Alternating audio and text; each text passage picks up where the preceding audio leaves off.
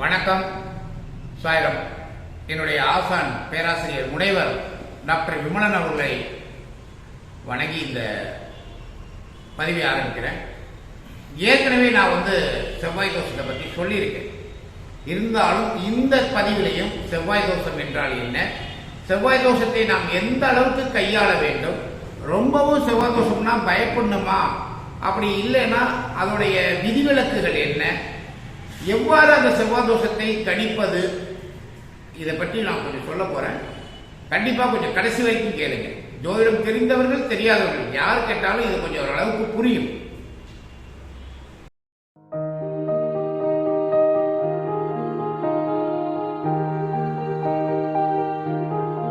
வணக்கம் நேயர்களே. செவ்வாய் தோஷம், ஒரு செவ்வாய் என்பதை நம்ம எப்போதுமே ஒரு கர்ண கொடூரமான ரத்தக்காரனாக தான் அதை கன்சிடர் பண்றாங்க. வடநாட்டில் அதை மங்கள்கரமாக சொல்றாங்க. மங்கள் அப்படின்னு மங்களகரமாக சொல்றாங்க. அது இருக்கட்டும்.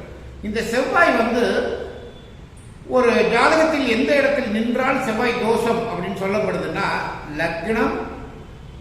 லக்னத்திலிருந்து 2, 4, 7, 8, 12, சந்திரனிலிருந்து 2, 4, 7, 8, 12, சுக்கிரனிலிருந்து 2, 4, 7, 8, 12. இப்ப நல்லா கவனம் பண்ணிக்கணும். 3லேருந்து பார்க்கறாங்க. 1 லக்னம், 1 சந்திரன், 1 சுக்கிரன். இந்த 3லேருந்து 2, 4, 7, 8, 12 செவ்வாய் இருந்தால் செவ்வாய் தோஷம் என்று சொல்லப்படுது. இதுல நிறைய முரண்பாடுகள் இருக்கலாம். லக்னத்திலிருந்து பார்த்தா லக்னத்தை தான் பார்க்கணும், சந்திரன் பார்த்தா சந்திரனை தான் பார்க்கணும்னு இப்படியெல்லாம் இங்க ஜோதிடத்துல சொல்லல. செவ்வாய் தோஷம் என்றால் லக்னத்திலிருந்து பார்க்க வேண்டியது, சந்திரனிலிருந்து பார்க்க வேண்டியது, சுக்கிரனிலிருந்து பார்க்க வேண்டியது. இப்படி கணக்கிட்டு பார்த்தால் நம்மளுடைய செவ்வாய் தோஷம் கிட்டத்தட்ட 70லிருந்து 80% பேர்களுக்கு செவ்வாய் தோஷம் இருக்கும்.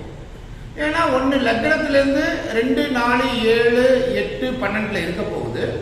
அப்படி இல்லைன்னா சந்திரனிலிருந்து, சந்திரன் இருக்கு இல்லையா, அந்த ராசி கட்டத்திலிருந்து, அதுல இருந்து உங்களுக்கு 2, 4, 7, 8, 12 செவ்வாய் இருக்க போகுது. அப்படி அதையும் மீறி சுக்கிரன்லேருந்து பார்த்தீங்கன்னா கூட 2, 4, 7, 8, 12 செவ்வாய் இருக்கதான் போகுது. யார் ஜாதகத்தை எடுத்தாலும் அது இருக்கதான் போகுது. இதெல்லாம் மீறி இல்லாமல் இருந்தால்தான் அது செவ்வாய் தோஷம் இல்லைன்னு சொல்லலாம். சரி, இது செவ்வாய் தோஷம். இந்த செவ்வாய் தோஷத்துக்கு இது மாதிரி செவ்வாய் தோஷத்தோட தான் பார்க்கணும் அப்படின்னு இப்ப இருக்கிற கரண்ட் பீரியட்ல எல்லாரும் அதை சொல்லிட்டு இருக்காங்க. இது ஏற்றுக்கொள்ளப்படக்கூடியதா அல்லது பழைய புத்தகங்கள்லையும் பழைய ஜோதிடர்கள், மிக பெரும் ஜோதிடர்கள் என்ன சொல்லியிருக்காங்க அப்படிங்கிறதையும் நம்ம அப்புறம் பார்க்கலாம். இந்த செவ்வாய் தோஷத்துக்கு செவ்வாய் தோஷத்தை தான் சேர்க்கணும்னு ஒரு கன்சிடர் இருக்கு. இவங்களே ஒரு விதிவிலக்குகளை உருவாக்குறாங்க. இவங்க என்ன செய்யறாங்கன்னா விதிவிலக்குகளை உருவாக்குறாங்க. எப்படி எல்லாம் விதிவிலக்கை உருவாக்குறாங்க நல்லா கவனம் பண்ணிக்கங்க. மிருகசீரிடம், சித்திரை, அவிட்டம் இந்த 3 நட்சத்திரத்தில் பிறந்தவர்களுக்கு செவ்வாய் எங்கிருந்தாலும் தோஷம் இல்லை. நல்லா புரிஞ்சுக்கணும். மிருகசீரிடம், சித்திரை, அவிட்டம் இதெல்லாம் செவ்வாய் சாரத்தை வாங்கியவங்க இல்லையா? இந்த செவ்வாய் சாரத்தை வாங்கிய இவர்கள், இந்த நட்சத்திரக்காரர்கள், செவ்வாய் எங்கிருந்தாலும் தோஷம் இல்லை. முதல் பாயிண்ட்.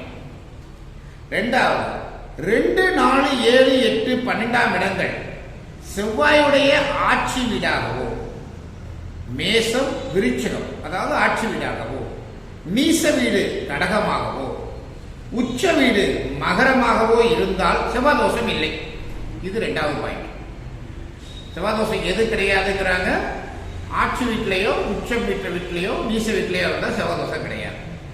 அடுத்தது சொல்றாங்க, 2, 4, 7, 8, 12 ஆகிய இடங்களில் செவ்வாய் சூரியன் அல்லது சனி அல்லது குருவுடன் சேர்ந்தோ அல்லது பார்க்க பெற்றோ அல்லது 2, 3 கிரகங்களும் சேர்ந்தோ பார்க்க பெற்றோ இருந்தால் செவ்வாய் தோஷம் இல்லை.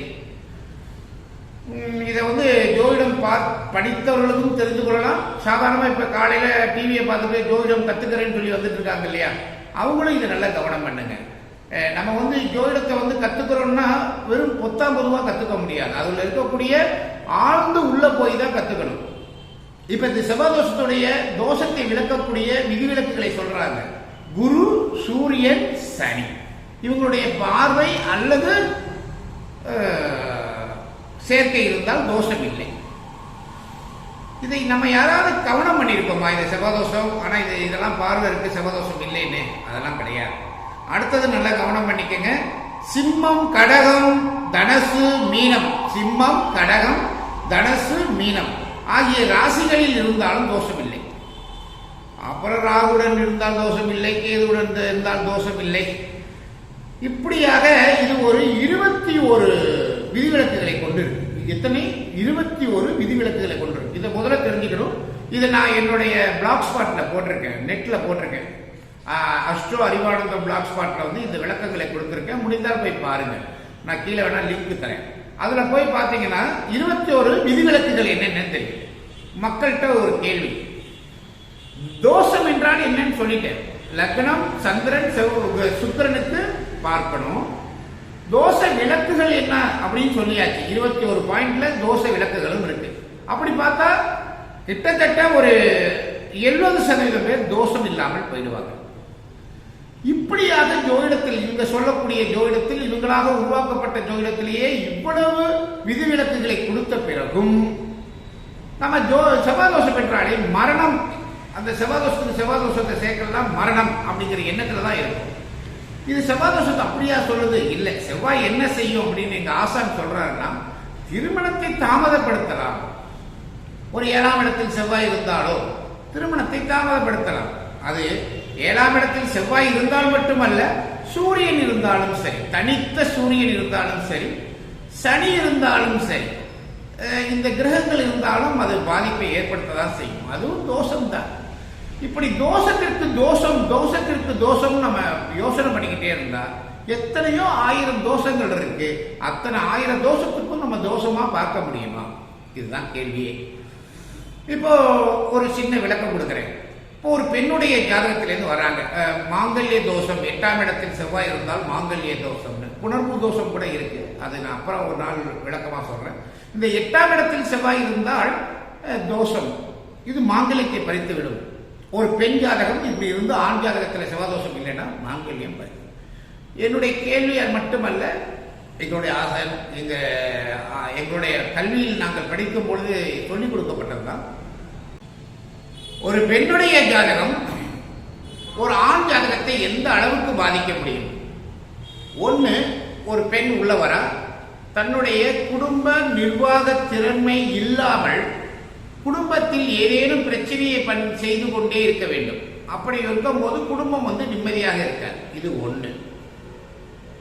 ஆனால் கணவன் மனைவி இணைந்தே இருப்பாங்க. குடும்பத்தில் பிரச்சனை இருந்தாலும் இணைந்தே இருப்பாங்க. இது ஒரு பிரச்சனையை செய்யலாம். மற்றொன்று, கணவன் மனைவி பிரச்சனையை தாங்க முடியாமல் பிரிந்து செல்லலாம். 2 பேரும் பிரிஞ்சு டைவர்ஸ் ஆகிடலாம்.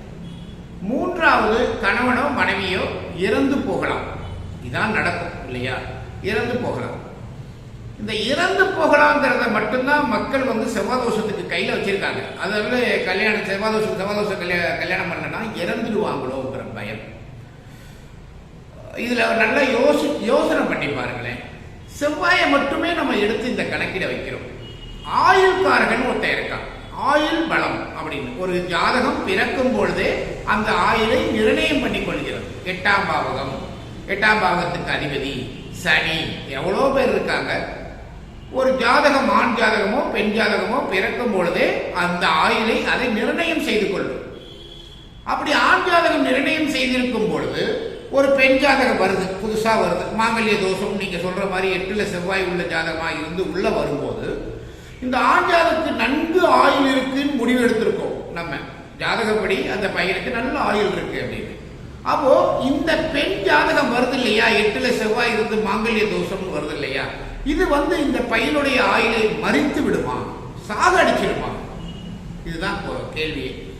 அப்படி இந்த பெண் ஜாதகம் வந்து ஆண் ஜாதகத்தை அழித்து விடும் அல்லது இறக்க வைத்து விடும் அப்படின்னு சொன்னால் அந்த ஆண் ஜாதகத்துக்குன்னு ஒரு சுயத்தன்மை இருக்கும். அதாவது அந்த ஆண் ஜாதகத்துக்கு ஒரு சுயத்தன்மை, தன்னுடைய ஆயுளை நிர்ணயம் பண்ணக்கூடிய தன்மை இருக்கும் இல்லையா? அது என்னவாயிற்று? அது என்ன ஆயிடுச்சு? சுய ஜாதகத்தில் இருக்கக்கூடிய ஆயுள் வேலை செய்யாதா? அந்த ஆயுள் நிரந்தரமாக நல்லா இருக்கும்னா நல்லா தானே இருந்தாகணும். அது எப்படி மாற முடியும்? மனைவி ஜாதகம் வந்தால் இது மாறிவிடும் என்றால் அல்லது இறந்து விடுவார் என்றால் இந்த சுய ஜாதகத்தை நம்ம எப்படி கணக்கு போடுறது, எப்படி நம்புறது? நம்ப முடியாது. அப்ப எங்க இந்த பிரச்சனை வருது? எங்க இந்த பிரச்சனையை நம்ம கொண்டு வரோம்? ஒரு பெண் ஜாதகம் செவ்வாதோஷம் வந்தாலே ஆண் ஜாதகத்தை கொள்ளுமானா? அப்படிலாம் கொள்ளாதுங்க. அவருடைய ஆயுள் குறைவாக, அதாவது ஆண் ஜாதகத்துடைய ஆயுள் குறைவாக இருக்கக்கூடிய ஒரு ஆண் ஜாதகத்தை இந்த பெண் திருமணம் செய்ய வேண்டிய அவசியம் ஏற்படும். நல்லா புரிஞ்சுக்கணும். இது ஜோதிடம் ஜாதகம் பார்க்கும் பொழுது தனித்தனிப்பட்ட ஜாதகத்தை பார்க்கும் பொழுது முடிவு செய்யலாம். நீங்க இது மாதிரிலாம் செவ்வாதோஷமா பார்த்தா முடிவு செய்ய முடியாது, ஆயுள்லாம் முடிவு எடுக்க முடியாது. தனி ஜாதகம், ஆண் ஜாதகத்தை தனியா பார்க்கணும், பெண் ஜாதகத்தை தனியா பார்க்கணும். இங்க இவருக்கும் ஆயுள் நன்றாக இருக்கு, இவருக்கும் நன்றாக ஆயுள் இருக்கு அப்படின்னு முடிவு செய்தால் அவங்களுக்கு நம்ம திருமணத்தை செய்து வைக்கலாம். அது ஒன்றும் கொலையெல்லாம் பண்ணிடாது, அது சாகடிக்கிறார். அப்புறம் என்னதான் சார் செய்யும் அப்படின்னா, சில செவ்வாயை சார்ந்த ஜாதகம், அந்த பெண்ணுடைய லக்னம், லக்னாதிபதி, அந்த குடும்பஸ்தானம் சிலது நல்லா இல்லை அப்படின்னா கண்டிப்பாக குடும்பத்தில் பிரச்சனையை உருவாக்கலாம். அது வேணா நடக்கும். எத்தனையோ செவ்வாய்க்கு செவ்வாய் தோஷத்தை சேர்த்தவர்கள் கூட பிரச்சனையுடன் வாழ்கிறார்கள். எத்தனையோ ஜாதகங்கள் செவ்வாய்க்கு செவ்வாய் இல்லாமல் சேர்த்து நன்றாக வாழ்கிறார்கள். அதில் நானும் ஒருத்தன். எனக்கு 4ல் செவ்வாய், என்னுடைய ஜாதகத்துக்கு 4ஆம் இடத்தில் செவ்வாய், என் மனைவிக்கு செவ்வாய் தோஷம் கிடையாது. இது போன்று பல ஜாதகங்கள் நாங்கள் ஆய்வில் வச்சிருக்கோம். நான் இதை உடனே சொல்றேன்னா உடனே செவ்வாய்க்கு செவ்வாய் பார்க்கக்கூடாதா அப்படிங்கிற அர்த்தத்துக்கு வரக்கூடாது. தயவு செய்து செவ்வாய்க்கு செவ்வாயை நீங்க பார்க்கலாமா வேணாமாங்கிறத நான் வேற ஒரு விதமாக சொல்றேன். ஆனால் எந்த ஒரு ஜாதகத்தை நீங்க பார்ப்பதாக இருந்தாலும் தனிப்பட்ட முறை ஜாதகமாக பார்த்தால் நல்ல தெளிவு கிடைக்கும். ஆண் ஜாதகத்தை தனியா பாருங்க, பெண் ஜாதகத்தை தனியா பாருங்க.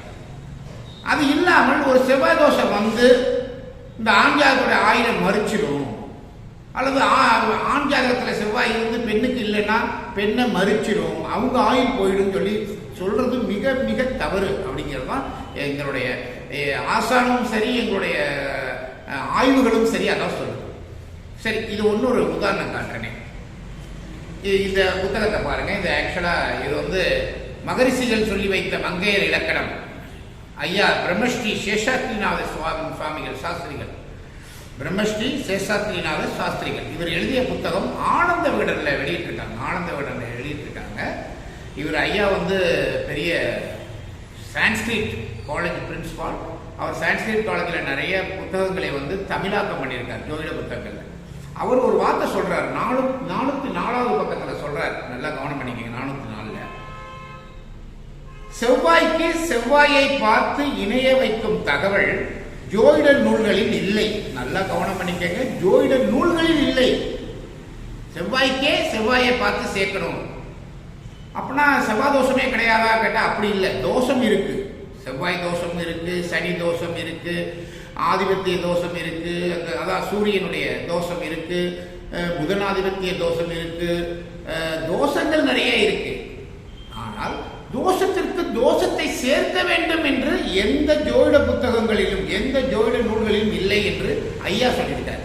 இதேதான் எங்களுடைய முனைவர் டாக்டர் ஐயா பேராசிரியர் விமலன் ஐயாவும் அதான் சொல்வார். நாங்களும் ஆய்வு பண்ணியிருக்கோம் நிறைய ஜாதகங்கள். பிற்பாடு வந்த ஜோதிட மேதைகளின் அறிமுகம் இது. பின்னாடி வந்த ஜோதிடர்கள் இதைதான் சொல்றாங்க. இருவருக்கும் செவ்வாய் தோஷத்தை வைத்து குறையை தீர்க்க இயலாது. இந்த செவ்வாய் தோஷத்துக்கு செவ்வாய் தோஷத்தை சேர்த்துட்டாலே எல்லா குறையும் தீர்ந்துரும் அப்படின்லாம் கிடையாது. கணவன் ஜாதகத்தில் நீண்ட ஆயுள் இருந்தால் அவன் மடிய மாட்டான். இப்ப நாங்க சொன்னது தானே, நாங்க சொன்னதான் அவர் சொன்னான்னு சொல்லல, மன்னிக்கணும். அவர் பெரியவர், அவர் சொன்னதை நாங்களும் ஆய்வு பண்றோம். நல்லா புரிஞ்சுக்கிங்க மக்களே. உங்களுக்கு நிறைய கன்ஃபியூஷன் இருக்கு. நிறைய இந்த டிவியில பாக்குறது, பேப்பர்ல பாக்குறது, இப்பெல்லாம் நிறைய பேர் என்ன செய்யறாங்கன்னா, ஒரு ஜாதக பொருத்தம் வந்ததுன்னா அவங்களாவே சுய பரிசோதனை பண்றாங்க. அவங்களாவே ஜாதகத்தை பார்க்கறாங்க.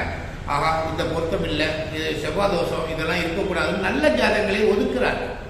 நான் ஒரு கேள்வி கேட்கிறேன். உங்களுக்கு ஹார்ட்ல வலி வருது, நெஞ்சு வலி வருதுன்னா நீங்களே சுய பரிசோதனை பண்ணுவீங்களா? பண்ண மாட்டீங்க இல்லையா?